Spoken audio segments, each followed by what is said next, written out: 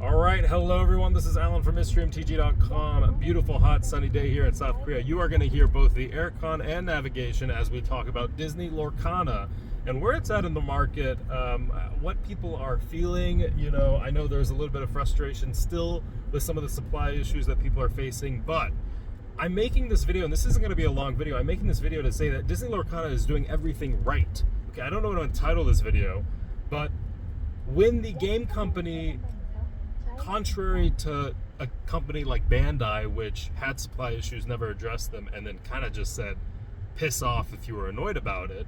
When the game company is vocal with the retailers, has lines of communication, and goes out there and says, we are going to be reprinting the product, and we hear your concerns, we're going to fix it, and the game is actually kind of fun to play.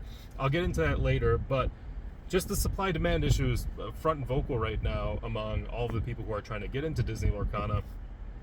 There will be much less of a supply issue. Now, I do think, and this is pretty important, that they do mention specifically in some of their posts that they acknowledge the collectability of the product, and they are not looking to do the Homelands or, you know, whatever, Fallen Empires of Magic, where they dump a bunch of product and the prices crash. And, you know, Fallen Empires, for example, for years was used as like a doorstop at an LGS because it was that cheap and no one cared.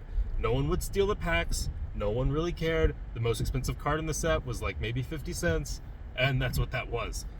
It was just printed heavily, okay? Now, Lorcana, I think they're doing this in a more nuanced approach. What they want to do is, I think, essentially make sure that people can get their hands on the game.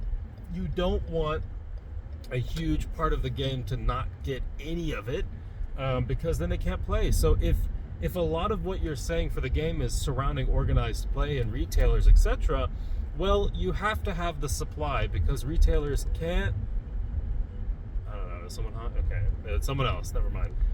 So retailers can't host organized play if they have no product to give. You know, honestly, it's a bit sad to be like, oh, store credit per win instead of pack per win. And when people come in and they ask about booster boxes, it's like you're looking for a unicorn. If you didn't pre-order 6 months ago, good luck. Sorry, Charlie. We have pre-orders that we're still fulfilling as things roll in, that go all the way back to before April. So, you know, and for chapter 2, I don't think it's going to be different. But they've come out and said that they will be reprinting the first chapter heavily, and people should get their hands on the product. That doesn't mean it's going to be super cheap. I think we should see booster boxes go around the 150 to 180 mark, which is where they should be. So really good from Ravensburger there. And in terms of demand, in terms of playability of the game, I've played the game. I think it's, if you've played Magic, it's fairly easy to get into. If you haven't played Magic, it's still relatively easy to get to. It's not meant to be super complicated, and that's kind of the point of multiple chapters. I heard they're going to be doing Star Wars and Marvel, etc., and that some of those are supposed to be more advanced chapters with more advanced mechanics. That's a very smart way to do it. That's how Magic actually did it. I know a lot of people don't remember this, but Magic used to literally be where, you know, there was the starter sets, and then you'd have stuff like Onslaught, which was considered the advanced set, right? So it was beginner, intermediate, and advanced. So I think that's a smart way for them to do it. By the way, I will sometimes take a pause during these episodes because I just actually have to focus on driving. And as you can tell, or as you might know, driving in Asia is incredibly difficult. And so while we're talking about Disney Lorcana, just understand that at some points I will probably stop talking and focus on the road. I'm still focusing on the road now, but sometimes it requires a little bit more attention, if that makes sense. So here we go. We're gonna have to do a U-turn here. So yeah, I mean, the gameplay's fun, and it's not meant for the 35-year-old grinders, which I'm a part of that group. I'm not 35 years old, but I'm a part of that group for sure, where we enjoy a very complicated game. We enjoy a lot of interaction. We enjoy grinding. We enjoy RCQs. We enjoy the competitive aspect a lot. Lorcana, I think they might have pushed the, well, we are focused on organized play and competitive play a little bit too early. I think they maybe should have let the game kind of simmer a little bit first before announcing that, because people are absolutely just saying now that, like, well, they've already said that tournaments and prize payout, this is stuff that they're going to be doing. So you can't say, well, this game isn't supposed to be competitive, because it actually is supposed to be competitive. This is what Ravensburger has said before anyone else said it. This isn't something that the customers are making up.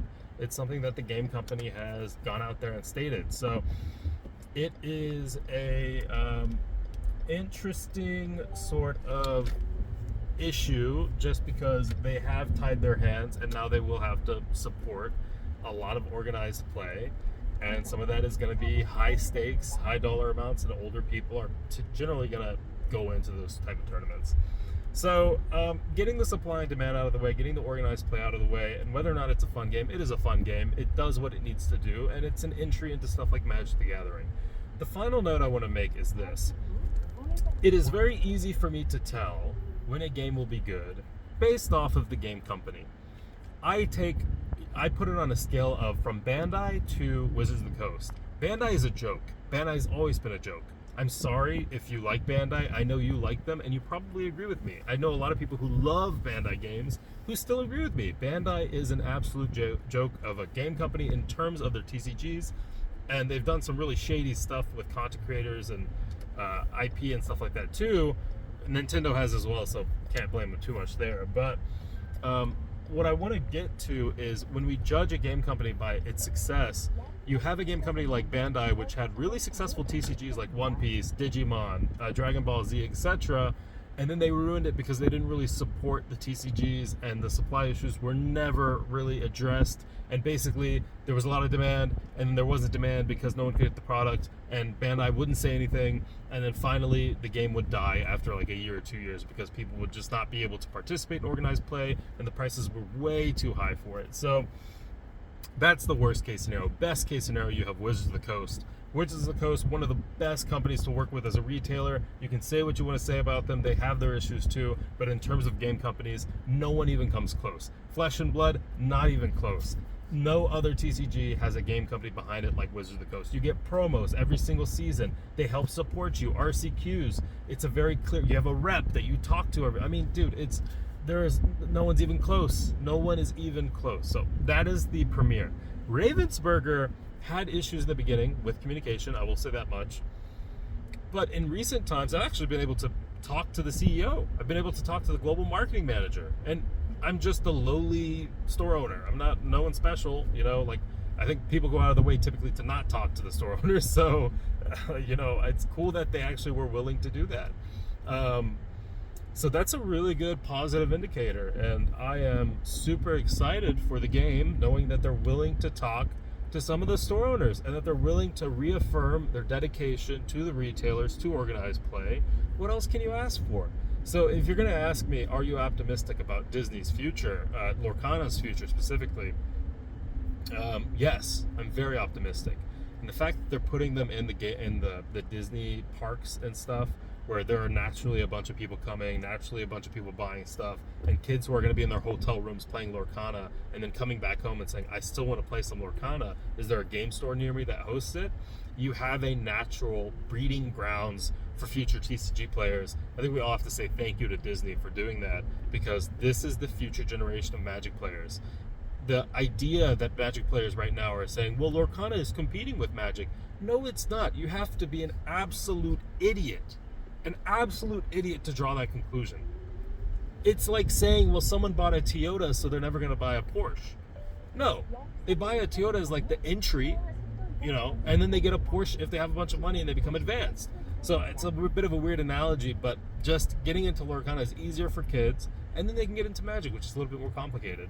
So, and a lot of the mechanics are very similar. So it's a stepping stone, right? Now, if you're coming from Magic to Lorcana, I don't know why you would do that. It's a lot less interaction and less fun. But anyway, that's my opinion on that. I wouldn't personally move from playing Magic to Lorcana. It seems like a downgrade in terms of play. But as a collectible, you can be of any age and collect it, and I think it's fun. And if you want to play with your kids, play with your nieces and everyone else, I think it's a really fun game to get as like a Disney present, etc. So anyway, Alan from MysteryMTG.com. I'm at a red light, so I can finally look at you. I will see you guys next time. And I'm trying to think. Once again, rest in peace, Sheldon Minery. Very sad, very sad. I'll see you guys next time. Bye-bye.